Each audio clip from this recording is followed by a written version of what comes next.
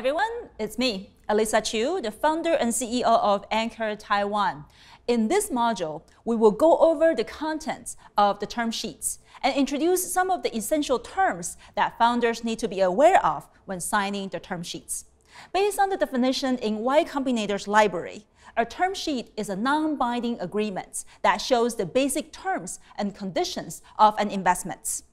The term sheet serves as a template and basis for more detailed, legally binding documents. Normally, founders will receive the term sheets when investors want to invest in your company.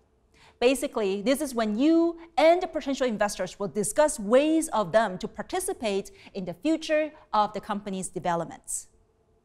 In the past few years, Brett Feld, author of Venture Deals, has promoted splitting the many terms you will see into control and economics. Every single term that you will see in the following lesson can be put into either the control or economics brackets, sometimes both. In the following lesson, we will break down the term sheets into plain English using the templates created by Passion Capital. It's open source and readily available on the internet for you to download as well. Let's briefly go through the structure of the term sheets. First, the date. The date is important as the term sheet might change over time and go through many iterations during the negotiation. So it is good practice to know when each term sheet was created. We will discover the importance of this later on as well. Secondly, the structure of financing. This is where you can see how much money the investor is going to invest in exchange for shares in the company. We will also see the proposed valuation and therefore the percentage of ownership that the investor will get. We call this equity financing, which is the main topic for the course. Next, let's touch up on the non-binding effect. This is in effect letting the parties know that the term sheet isn't a legally binding document, meaning if you sign it and regret it, you won't face legal responsibility or repercussion for backing out.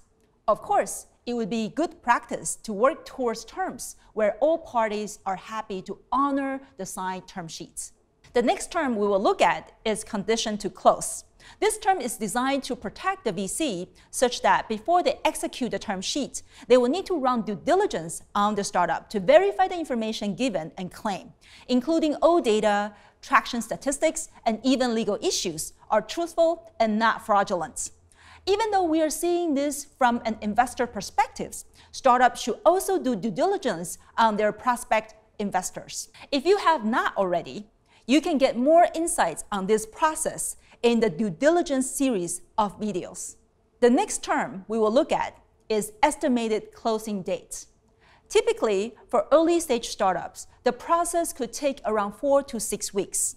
However, for later-stage startups, like those in their B rounds or later, the process may take months. This is why date is important, because it signifies the timeline. Last but not least, the term sheet isn't mandated to be prepared by investors or founders. Typically, it comes from the VC, but not always. In some parts of the world, there are examples where inexperienced or first-time VCs may ask startups to put together the term sheets for the parties.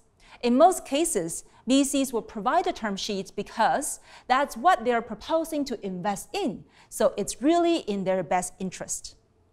Now that we have gone through some of the basic terms, in the next lesson, we will talk about one of the most important parts of the term sheets, valuation and equity calculations.